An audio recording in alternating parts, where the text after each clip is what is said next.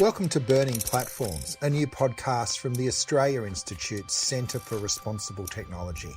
I'm Peter Lewis, the Director of the Centre. Every fortnight, I'll be joined by Lizzie Shea from Digital Rights Watch and Dan Stinton from Guardian Australia to kick around the politics of big tech and the power of people and their governments to shape the future.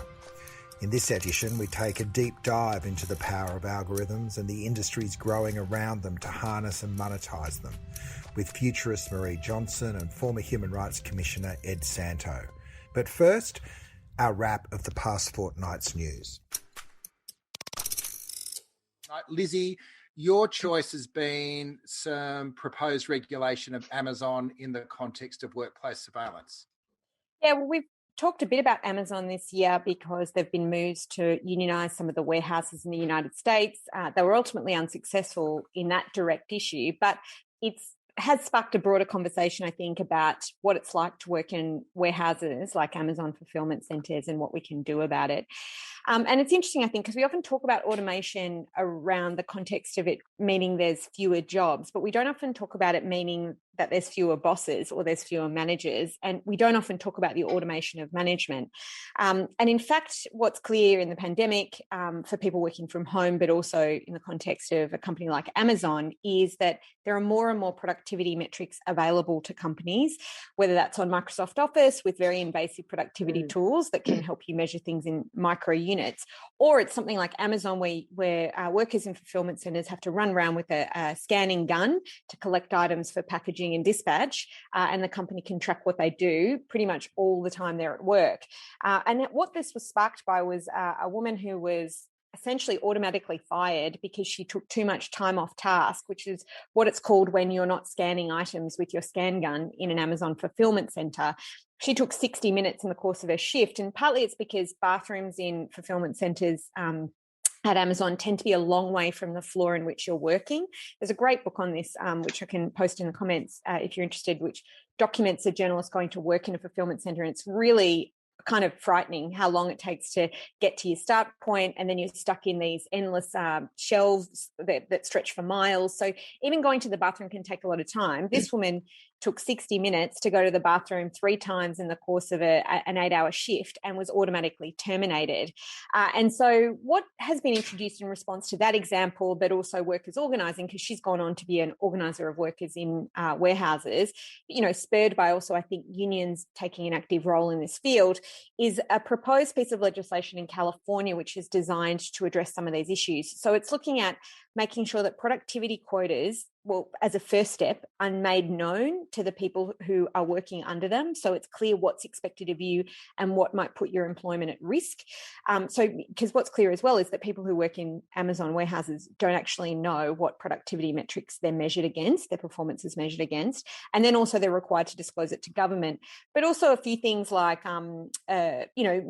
a prohibition on taking retaliation against employees who complain about those kinds of metrics, and also presumption in place that if you, for safety reasons, need to access things like hydration or going to the bathroom, that you be permitted to do so.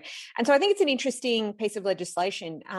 Lauren Kelly, who's a fellow board member of mine on Digital Rights Watch, she talks a lot about digital rights with me, obviously, all the time. And one of the things she points out is we talk about rights in a democracy, but one of the places where it's not a democracy is a workplace. And you have very few rights, in fact. And so it is then, I think, incumbent upon government to look at ways to limit that kind of dictatorship and the worst excesses of that dictatorship, and how technology can be used to really make workers' lives a misery, which I think is what's happening with lots of surveillance technology in the workplace.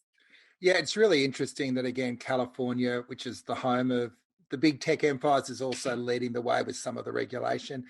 Here in New South Wales, there is the beginnings of an attempt to think through workplace surveillance with an inquiry in our upper house at the moment. And one of the areas which we've urged legislators to look at is the way that surveillance almost creates a secondary market in labour, so that if you, particularly working from home, which is a different context, obviously, to being an Amazon warehouse, but if you are working all day with and producing knowledge information that is also monitored and then repurposed for a financial benefit, who should own that? So who should own the incidental piles of data that we all stack off every day, whether we're filling up our Slack channel or we're entering our Workflow Max or whatever system we're working on, and we know that they're set up to deliver extra value to employers, right? Yeah, or even worse than that, there was a company in here in Australia that was requiring that employees give blood before they enter the workplace as part of a security dynamic. And a worker eventually took them to court and refused. And he was successful, but basically on a technicality. There's not actually a limit on what they can ask of you. And part of the thing I think that's very concerning about this is you're also handing a lot of information over to some third company that's contracted potentially with your employer, who then holds all this information about you as well, over which you don't have any control. And so as the dynamic of surveillance in the workplace becomes more invasive, it doesn't just limit your rights in the workplace, it does also potentially have an impact on your life outside of work in quite intense ways, and should therefore be the focus. So yeah, it's interesting. It's also in California because California is often seen as a leader when it comes to labour regulation as well. I mean, it's obviously the home of some of these big tech companies, but I'm reasonably hopeful that this could be a beacon that other jurisdictions follow in terms of improving the lives of workers who are vulnerable because they don't have a lot of bargaining power. And, you know, in the case of Amazon, the company's actively resisted unionisation, which might be able to rebalance that. Dan, is someone that runs a lot of stuff. What are the sort of some of the issues that you see arising from this work? Look, what this story reminded me of actually is something closer to home, and that's robo-debt and the fact that you've effectively outsourced some quite significant decision making to a machine without proper human oversight of it. So, I mean, go California. I'm not an expert on the law, Lizzie, but from what you've just said, I mean, it sounds like this is absolutely a step in the right direction. I mean, it just highlights the trend to me, which I think, again, we've spoken in this forum about quite significantly, and that is that we're outsourcing more and more of these things to machines without necessarily taking the time to consider what the implications are of these things, or at least having human oversight of what they could be. Someone being fired because computer says no is obviously a pretty bad outcome, right? So, yeah, I mean, I hope that California leads the way on this, and this ends up becoming something which is sort of enacted around the world. Thinking closer to home, Peter, at The Guardian, I mean, we don't have anything like this where we're tracking our workers. It's and I don't know many companies that do, but it's been interesting actually over the last 18 months. Have you been pushed product though? Like, are people trying to sell you on the dream of getting more out of your employees? Yeah, 100%. And this is the thing. So I've been approached by numerous third-party companies, which on the basis that they can provide much better surveillance of our employees and the work that they are doing because we're not in the office and therefore able to witness them. It's completely unnecessary in my view. And if anything, what the pandemic has taught us is that if you trust workers to do their job, they inevitably do, with very, very few examples. At least that's my experience. Exceptions. At least that's my experience. So, but yeah, I mean, look, once again, less faith in machines, please, I think is probably a good starting point. Excellent. Okay, we'll move on to my offering this week, which is really my colleague Jordan's fantastic paper he put out this week that I've just put in the chat around influencers, which is another area where you've got the rules for the old world and then a disruption, which is the role of individuals with big followings who can then create a market in products and services wanting to pay them to distribute, endorsements on Instagram or other platforms. And Jordan's had a look at this, and particularly the double. If you're an individual, there's some very light touch codes of conduct, but nothing enforceable.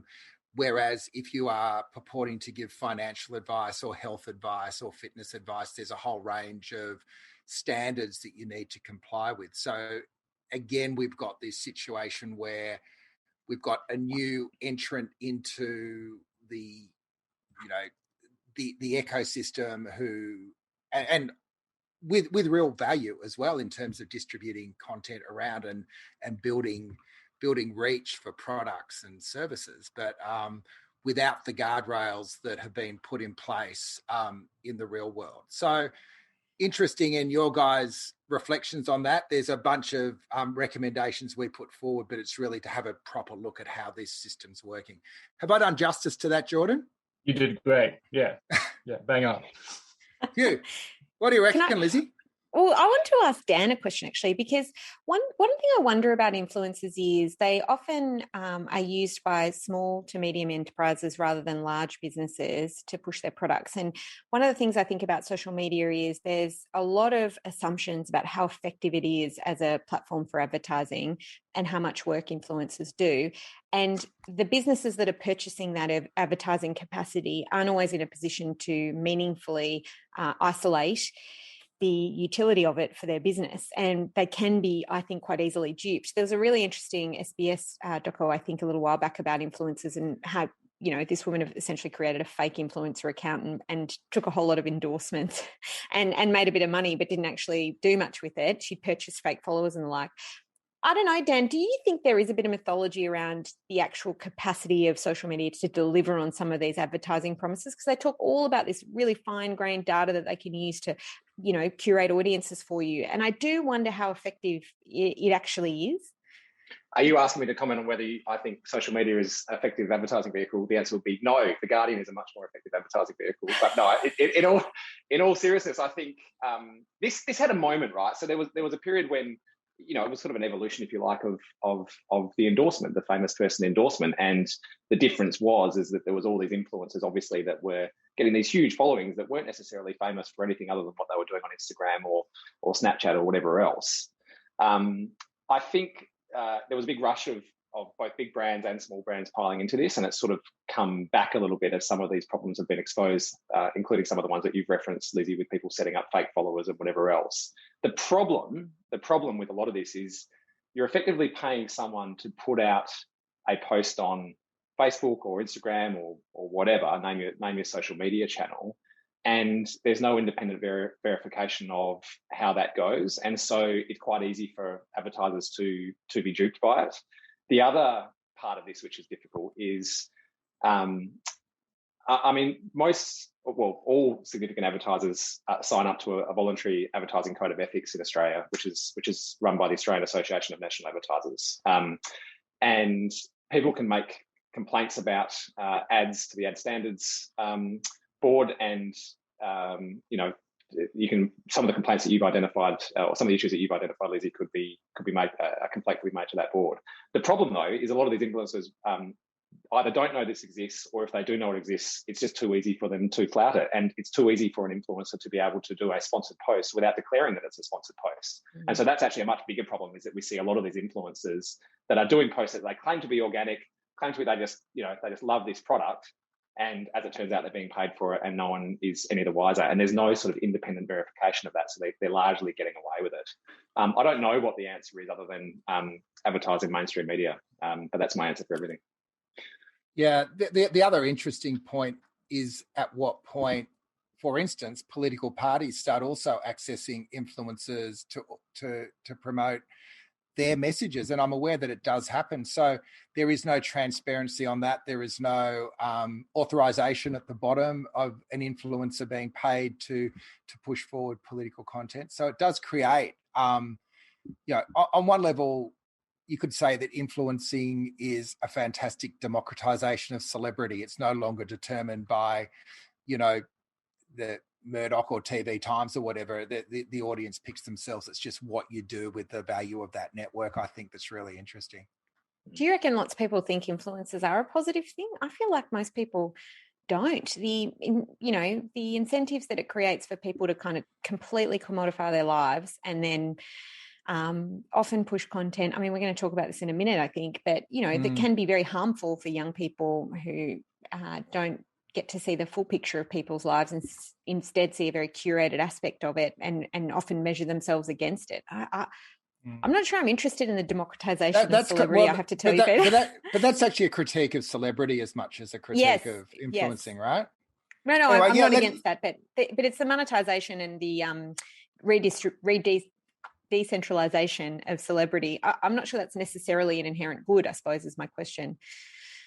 Yeah. I think you're it probably is. right. Kicking on to Dan's contribution, there was a fantastic series in the Wall Street Journal, of all places, the Facebook files. They got their hands on a bunch of internal documents and they fed it out with significant analysis, a whole bunch of revelations, including the fact that Facebook knew full well that Instagram was causing damage to teenage girls, that the moderation systems that they'd set up exempted VIPs and high flyers, that Facebook was ignoring flags on drug cartels and human trafficking. But the piece Dan was going to focus on, I think, was the algorithmic change in 2018, which really was pitched as a positive after the 2016 debacle of the Trump election, Dan. Yeah, so look, this is some really fantastic reporting from the Wall Street Journal, and there were 5 parts to it. But the piece I want to speak to today is the part which relates to the change that was made to the Facebook algorithm in 2018. It was quite a public change. Mark Zuckerberg spoke about it on a couple of occasions publicly and made the point that they were going to be downweighting, if you like, or reducing the prominence of professionally produced content and increasing the prominence of content from friends and family. And they positioned this as a way, because they were doing this effectively, to make Facebook a healthier place and less divisive. It's had the exact opposite effect. What this reporting has uncovered is that the motivation for Facebook doing this was not so much those high and lofty goals that Zuckerberg mentioned.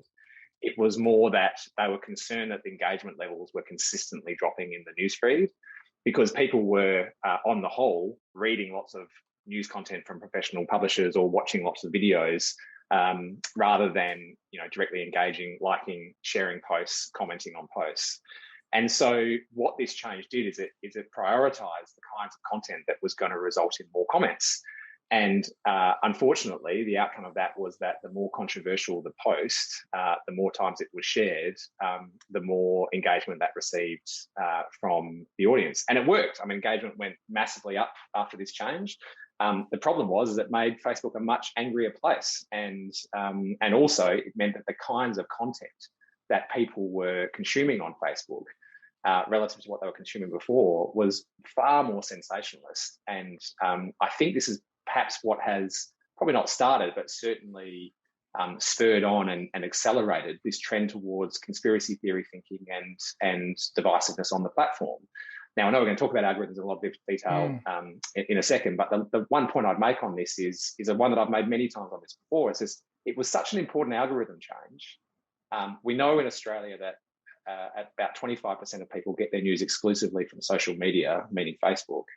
And yet it was made without any oversight. And the outcome was clearly that it's made Facebook more divisive. And yet there's been no change and no impact for the company. So again, I think it demonstrates that we need much greater oversight over these things. But if you helicopter it out, it's hardly surprising that the problem they were trying to solve was people were spending too long just looking at curated and professional content, and they wanted to make it more organic. And on one level, that kind of makes sense. But if you play it through, the idea that then your world's going to be shaped by conversations and bottom-up outrage doesn't sound so surprising. And then, but the bit that really got me was then these documents show that Facebook knew it was causing problems. Organisations like BuzzFeed contacted Facebook and said, the worst stories we're writing are going off, and it's creating an incentive to write more of those. Now, you can talk about BuzzFeed's logic there, but that's separate.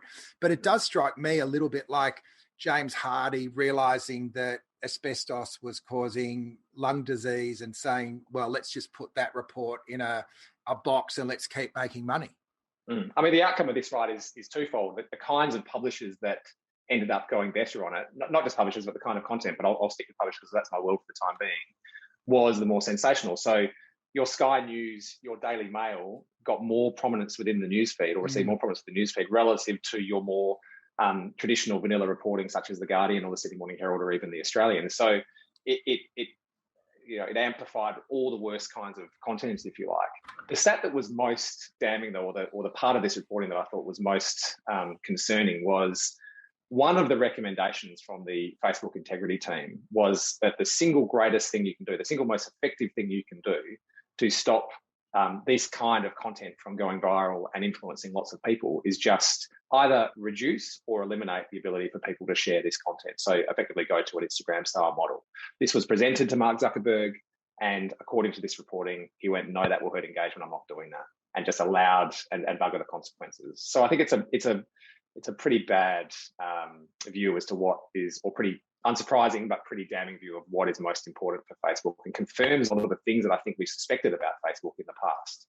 Lizzie? Yeah, well, I mean, it's interesting because in the podcast about this topic, one of the reporters says, when Facebook started, they didn't really have any rules. And, there's a commenter now in our chat just saying this. They do have rules, which is to maximize shareholder value.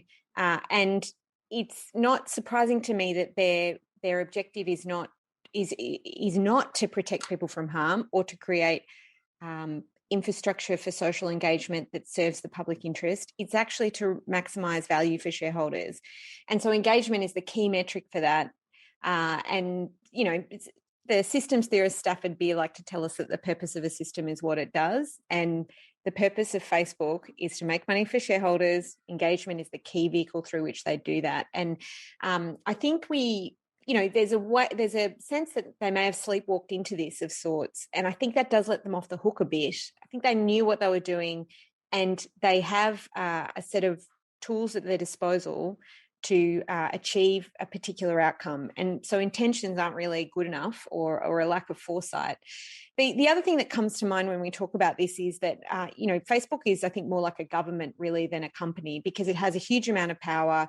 It facilitates public discussion, but, it's in lots of parts of our lives in a variety of different ways. Even if you're not on Facebook, you'll be affected by decisions made by that company. And it is telling that, I think also, you were mentioning before, Peter, about what kind of work they did to cover up this research. Well, it's now been revealed, they've got a project called Project Amplify, where they have essentially a form of counterintelligence, where they're putting into the newsfeed positive stories to avoid the alienation of users. This is what kind of authoritarian governments do. They engage in counterintelligence to preserve themselves from backlash by the people. So I do think, there was Brian mentioned, who's a US tech writer. He was on Twitter saying that we need, it's irredeemable, this company, and it needs to shut down. And it's very hard to draw an alternative conclusion. It's just going so far in a particular direction. It feels like there's far too much to be undone in order to get it to a place of functionality. And that's pretty alarming given how powerful it is. There is an alternative. Sorry, Peter, you go. I was just going to say, to Lizzie's point, that the scope of the Wall Street Journal report felt like, a delve into state secrets and the workings of a nation state. And I think that counter propaganda exercise, that's an algorithmic pumping up of Facebook, feels almost Putin-esque in its sort of its ambitions. But Dan, you finish off on this, and then we will go broader even still. Well, I think there is an alternative. I think it's a pretty unlikely alternative, but an alternative to shutting it down at least. And that is that, I think Nick Clegg has come out publicly with a pretty ambling statement, actually, but nonetheless has said, we're not talking about, at least Facebook is doing this research. Are Snapchat doing this research? Is YouTube doing this research? Now, that might be true. It might be a fair point. That's hardly a defense. Oh, look, and there's so many things wrong with his response, but I'll put that aside for a second. But one of the things that you could do, one of the things that Facebook could choose to do, is actually go, you know what, we're going to be transparent here. We're going to commission more of this research, not less, and we're going to be transparent of the findings, and we're going to allow academics to assess the impact of our algorithm, and we're going to allow, we recognise the central role that we play in the information economy, and therefore we recognise that it can't all be left up to us, and therefore we're going to be transparent, we're going to allow third parties to assess it. And if they did that, it would also encourage other social media platforms, including the ones that Nick Clegg was complaining about for not doing this research, to do the same thing, and it would ultimately improve the overall environment that these companies operate in. But if push comes to shove and Zuckerberg says, thanks for your work, but I'm going to keep making money, it doesn't really get us anywhere, does it? No, well, then you come back to, unfortunately, Zuckerberg is all powerful. Even his board has no influence over what he does. So again, I'm not optimistic that this is going to happen, but I think it could happen. I mean, this is the answer, right? Like, I think if they're arguing that social media has been a force for good in the world, questionable claim, but if they're arguing that, then fine. Also recognise just how massive and important and central it's become to so many people's lives. You can't keep running it on the whims of one individual in Silicon Valley. You just can't. It's not tenable anymore. The great segue into the broader discussion around the power of algorithms. I want to bring into the discussion Marie, who came to our attention with a great piece in Innovation Oz this week, where she coined, I don't know if it's your phrase, but at least she used the term algorithmic industrial complex, which for those of us who sort of did our political economy back in the 80s and 90s, the military industrial complex was a way of understanding the geopolitics of the Cold War and beyond. So welcome, Maria. Do you want to sort of just expand on your thesis a little bit? Oh, thank you very much. And thrilled that the paper or the article got your attention in the way that it did. I'm speaking today in Canberra, so the traditional land of the Ngunnawal people. And I'd just like to open up by acknowledging the traditional owners here today. My article was based on my observations and experience over a number of years as to the machinery of government. And I'm making these observations as someone who's been inside, as well as someone who's worked on the outside as well. And the power differential, which I think is part of this, is something incredibly important to understand. And it's not just the power differential between an algorithm and a person who is subject to that algorithm, but it's a power differential between the state. Over the last 20 years, there has been a real hollowing out of capability in the public sector. And at the same time, there's been enormous growth in capability in these spaces, in technology and digital algorithms elsewhere. So what we see is this power differential rising, very, very similar, if you like, trends to the military industrial complex and also into the medical industrial complex, which has also been characterised by some of these same common patterns. So the enabling environment is starting to look like that. Then we start to observe actions by government which actually are not challenged, and these legislations and ways of policy are more or less just starting to happen, not just in Australia, but we see this United Kingdom and United States elsewhere. From our experience in Australia, my direct experience with the National Disability Insurance Scheme, and I've also worked in Department of Human Services, what is happening in those areas is the rise of algorithms where people are defined by personas. So there's a whole lot of work that goes into the definition of personas, which are not transparent. There's been, no, if you like, transparency about how these personas are developed. On the basis of those personas, then robo-plans are developed. And on the basis of those robo-plans, robo-decisions are made. So this is a common pattern that I've observed then from also robo-debt. And in recent weeks, new social security legislation, a draft legislation also was introduced, which also spoke about technological processes by which different factors would be taken into account in determining what streams people would be put into for job placement. And these streams would give rise to a plan. So plan for a person to seek employment. And the way in which these plans then are managed is through an algorithm. Did you undertake all the activities associated with this plan in your job seeking activities? So we see some common terminology making its way into the policy vernacular. One is plans. So this is your NDIS plan, or this is your job seeking plan. Make no mistake, there will be a veterans plan, and there will also be, health plans and so forth. And so there's plans, there's participants. So if you're a participant, you're an NDIS participant, or you might be a job seeking participant, or you might be a veteran seeking services, so you'll be a veteran participant. So very, very common ways of describing people.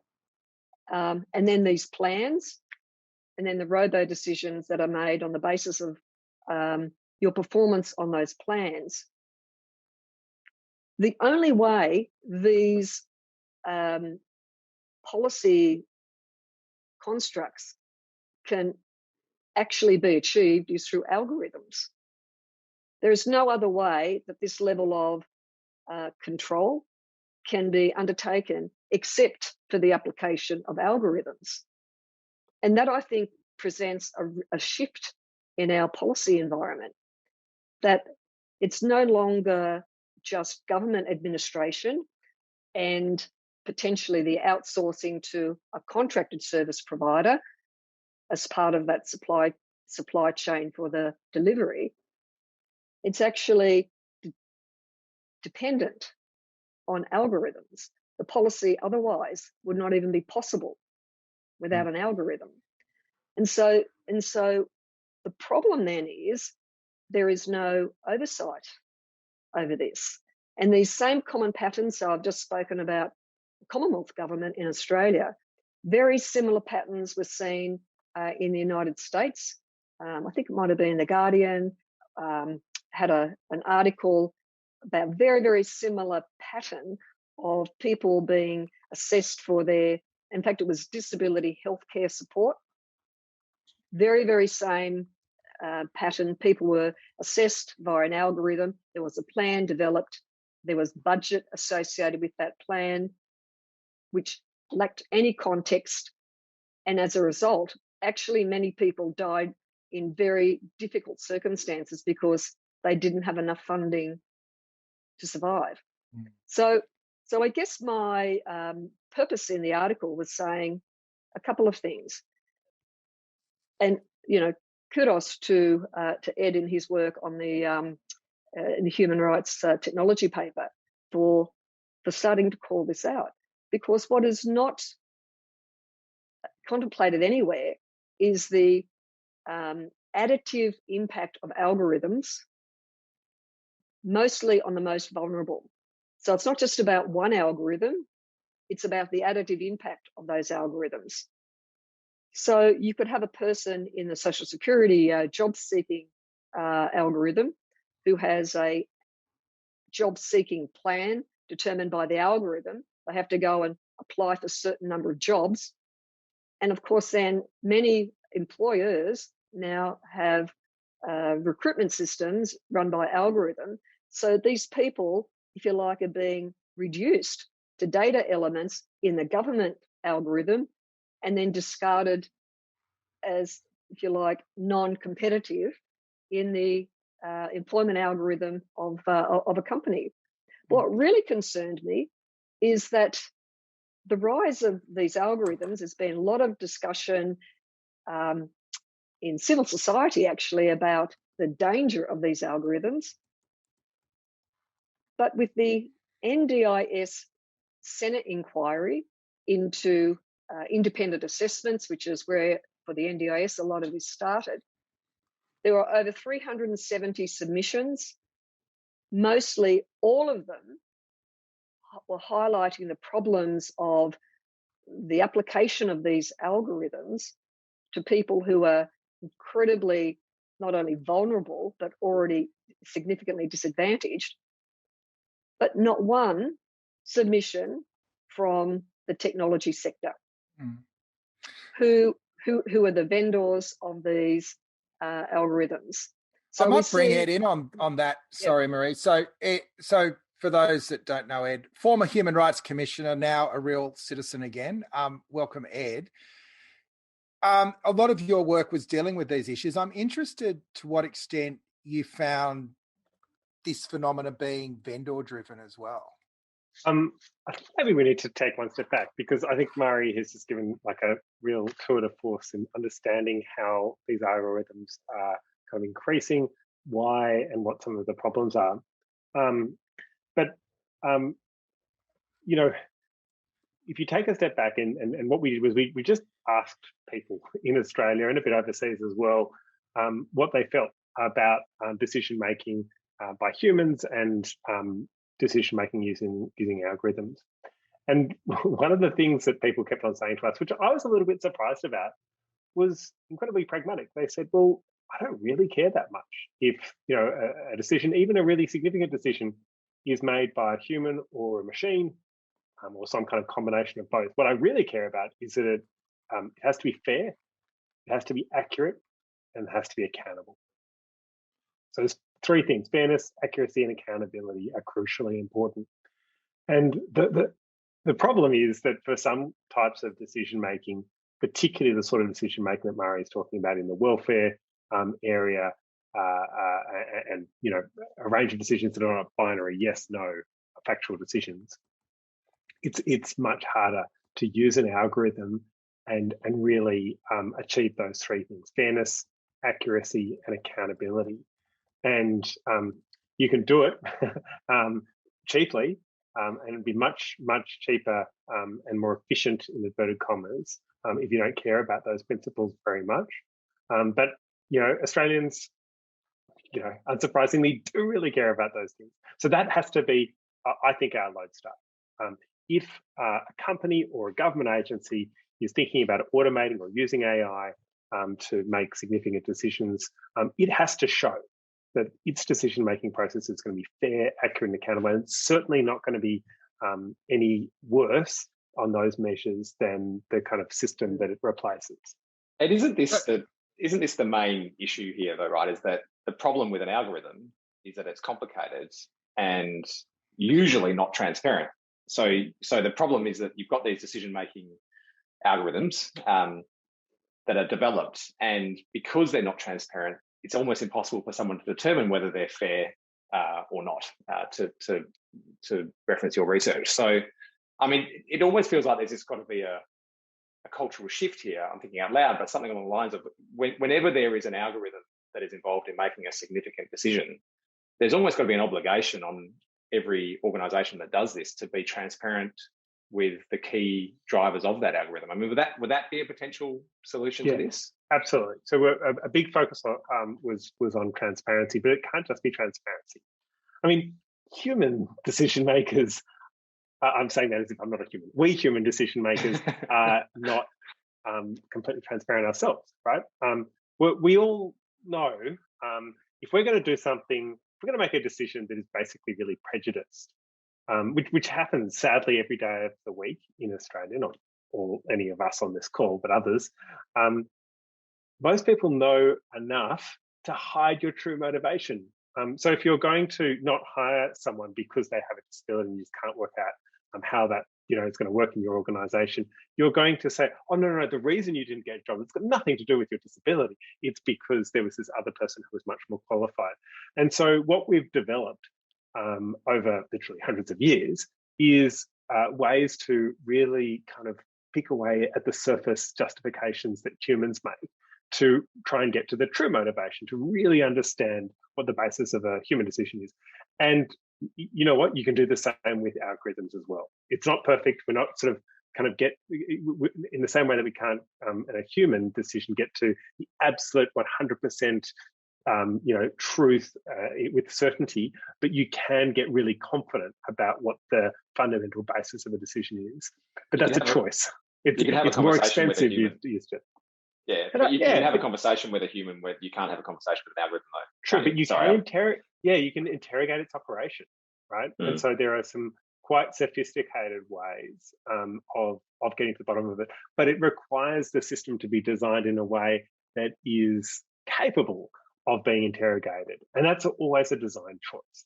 So if you want to create a black box, if you want to make it really difficult for people to ever get to the bottom of the decisions you're making, then that's a choice as well. But it's a choice that should be, I would say, prohibited if you're ever making a decision that is genuinely affecting people in a significant way. But that's where Marie's point about the industrial complex part of it comes in, because if you're making algorithms to make money, they're going to be different. Now, Matt was talking on the chat about open source would actually deal with a lot of those issues. Lizzie, what's your take? Yeah, I think it is interesting to watch Dan in real time come to the conclusion that open source is a good thing. So yeah, I think absolutely. I saw that in the chat. I wasn't sure that was what I was saying. that was nice to watch.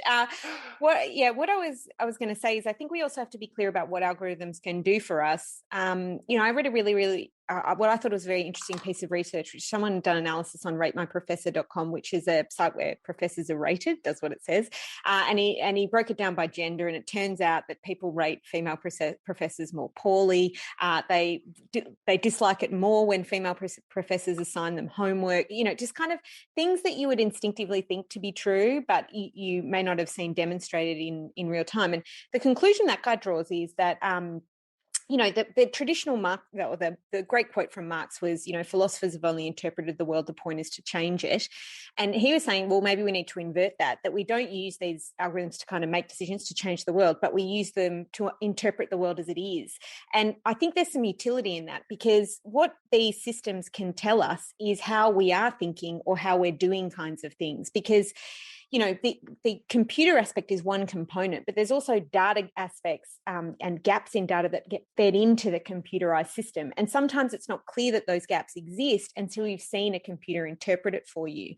And the obvious example, I think, there is predictive policing, where you think, oh, I'm interested in health and safety. But it turns out if you use, crime statistics as a source of data to inform predictive policing, what you're going to get is more and more policing of certain kinds of communities, because that's the kind of bias that exists in the real world. So there's, it tells us, oh, well, policing is perhaps not interested in safety. It's actually interested in something different, that it can help us interpret how systems in the real world operate and give us then the opportunity to address those problems and to correct, I suppose, human bias, but in, an evidence-based way. But that's not the same as wholesale industrializing government decisions or escalating the efficiency of how the state operates. It's actually about saying, what are we going to use computers for? We're going to use them to try and disorganize the kind of oppression that exists in the real world by helping us make sense of these problems and bringing them to the front of our consciousness.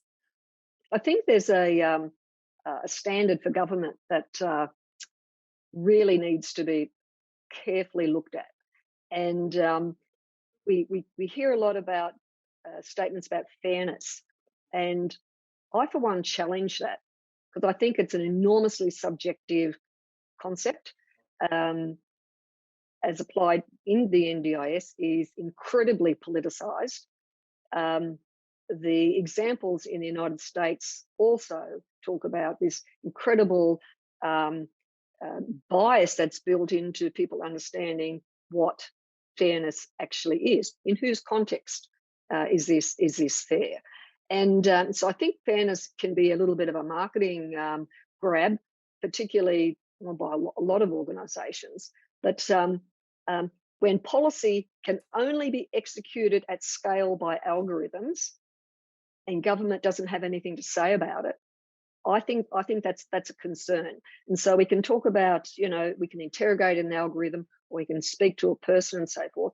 But when policy is being executed at massive scale, when there's high levels of subjectivity around what this notion of fairness is, where you actually can't interrogate the algorithm, and if you asked a public servant to do it, nor would they be able to do it because the skills aren't there. The skills are actually with the companies that will be developing the algorithms. So I think for public administration and trust in government, this is an incredibly important issue that point in time we're at now. I, for one, would like to see the whole discussion around fairness really challenged, because when you are the subject of something that is supposed to be fair, it's highly subjective. And so anyway, that's just my both experience and interpretation of what's going on. I don't think fairness in its own right is enough when the power of the state is executed at scale through algorithms. Ed, you obviously put a lot of work into this during your time with the Human Rights Commission.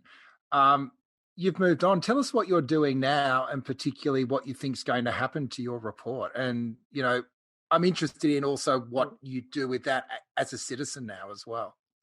Yeah. So our report had a number of findings and recommendations. Findings, I think, have been largely embraced by government and the private sector, which is really good. Some of the recommendations can only be implemented by government. We're talking. We talked about some tweaks to legislation. And some a bit more than tweaks, if I'm honest. But on the whole, what we were saying is enforce the existing laws better. Stop ignoring the existing laws and pretending that these are all ethical issues. They're not. There's a whole bunch of laws that could protect our community if they were rigorously enforced. So we worked really closely also with all of Australia's federal regulators, who all have a role to play in doing that. So I'm hopeful, if you put the legislation to one side for a moment, I'm hopeful that the kind of bureaucratic parts of government are all starting to creak into gear a bit better, including, you know, the Human Rights Commission was on a journey as well. And so you know, I was going to say they are still kind of lifting their game too. Legislation, look, this close to an election, I think is probably pretty unlikely, but I'm hopeful after the election that'll be something that can be embraced. But there's a second part to it as well, which is, you know, there's a heck of a lot outside of government that needs to happen too. I think most companies don't want to treat their customers badly.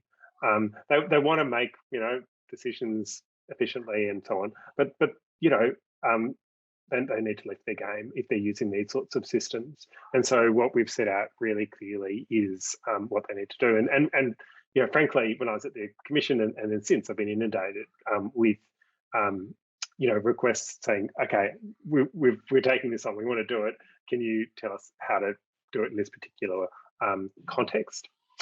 So that brings me to my current role. So I'm leading this initiative at UTS, University of Technology in Sydney. And it's basically saying, you know, we talk a lot in Australia about a skills gap when it comes to artificial intelligence. And usually what people mean by that is technical skills. You know, we're not pumping out enough people with data science and STEM and all that kind of thing. And that's a real problem, and others are working on it. Good luck to them. But there's another problem, which is just as serious, that no one is talking about. And that is a strategy gap. So if you take robo-debt as an example, you had very senior people in government who were kind of looking at ways to recoup money back into the welfare system from people who had been paid more than they were entitled to. Then you had a couple of tech companies whispering in their ears saying, hey, you know what, this problem that you've never been able to solve, we can solve it like that. And it'll be using the magic of technology. And you don't need to worry about it. And you know, they were so susceptible to that, right? Like, because, wow, this is fantastic. So susceptible that they banked the savings for years into the future before the system had even gone live. Like, it's an extraordinary situation. And then, you know, that decision at a very high level then becomes the problem for kind of more people in middle management in government, then to kind of work with the tech company to work out a system to make it all happen. We all know the problems, right? But what we want to do is stop that from ever happening again. If you are a senior person in government or in the private sector, you need to understand, you know, ways in which AI and algorithm is safe to use, things that can be grasped and can really improve lives in the ways that Lizzie, for example, mentioned a moment ago, and areas where the risks are just ridiculously high, and you need to either find a different way to do what you're trying to do, or put in place really tight controls to stop harm from taking place. So that's the big problem we're working on. We want to work with, we will be working with government and the private sector to help them understand that much better, so you can make better decisions and keep Australians safe. And what about your grand dream of a moratorium on facial recognition technology? Where do you think that's going at the moment, given that we're now looking at home quarantine being driven by? Yeah. Look, I'm kind of tearing my hair out. It feels like a dangerous thing to do at my age, but I am tearing my hair out a bit about it because we had this bill that the federal government proposed a few years ago. It was a terrible bill. It's called the Identity Matching Services Bill. It was the first bill to get knocked back by the powerful Intelligence and Security Committee of Parliament in 15 years. And so they were to go back to the drawing board, put in better privacy and other rights protections. And then what happened was just radio silence. So now we've got the worst of all worlds in that there's no legislation at all that is there to protect people against harm from the specific problems associated with facial recognition. So that really is a digital Wild West. It's just happening. And so it just seems inevitable that there are going to be huge problems, and by that I really mean real injustice that takes place, and that's probably the thing that will prompt proper action. But what we could do right now is we could have some legal protections put in place to prevent harm, and I wish that would occur. I like, Ed, your reference to preventing harm, and I think perhaps the statement about do no harm should be almost the primary statement, in all of this. And I mean, we've spoken before. I loved your proposal for an AI safety commissioner. I think that is something that I hope gets taken up, by some government. In my interpretation of what would be needed would be such a body to undertake or oversee the undertaking of some sort of an inventory of all algorithms that are used by government and probably the private sector as well, but let's start by government. And I think it'll be pretty surprising what people actually find. I was contacted just during the week by a senior officer in a government agency who I won't name, who was wanting to talk about their recruitment system, which uses AI. So where do you go on that, right? So I think there does need to be that sort of central body that at least helps coordinate the undertaking of such an inventory, because then you would get a sense of the overall additive impact of algorithms in different communities. That I think is a massive threat to the risk of harm. Indeed. We're just coming up to the end of the hour. Thanks for your contribution today, Marie. Thanks for your time, Ed. We hope to see you here more often. Dan and Lizzie, any parting thoughts, anything that we need to be looking out for over the next couple of weeks? Lizzie? Yeah, well, I would just say as a last pitch before we go that Digital Rights Watch is hosting Imagine on the 30th of September. It's the second in our 4-part series about rebalancing the internet economy for people. And this one's looking at the relationship between digital platforms and writers and bloggers and poets and wordsmiths. So if you're interested in how we can make platforms work for people doing this kind of work, we'd love to have you there. And there'll be 2 other events that look at different kinds of communities using online platforms, including activists and the like, and making that work for people rather than large multinational corporations.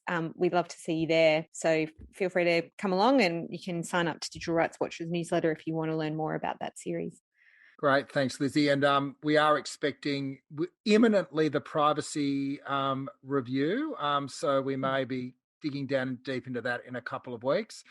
What else is on your radar, Dan? And the advertising services, ad tech services review, which is also due to drop next week. So there'll be a bit to talk about. I'll finish on a positive and a negative on the same topic, which is a bit predictable. On the News Media Bargaining Code, I was dismayed this week to learn that The good folk at Facebook have refused to do a deal with both the SBS and The Conversation, as well as many other smaller publishers, which is definitely contrary to the spirit of the code. On the plus side, The Guardian intends to make some very public announcements around the very substantial expansion that we have undertaken and are still undertaking, largely with the help of the deals that we have done with Google and Facebook off the back of the News Media Bargaining Code. So we'll have more to say on that next month. Excellent. Thanks, Dan. Thanks, Lizzie. This has been Burning Platforms, a new podcast from the Centre for Responsible Technology. I'm Peter Lewis. We held this webinar on Friday the 24th of September, and things may have changed since the recording. The tech world changes fast. It was recorded on the land of the Gadigal people. Always was, always will be Aboriginal land. You'll find more information about the Centre and links to our research papers, as well as a weekly blog, Tech Check, on our website, centreforresponsibletechnology.org.au. And if you want to join us in real virtual life, every fortnight we run Burning Platforms as a public access Zoom as well. This episode was produced by Jennifer Macy. Stay safe out there and thanks for listening.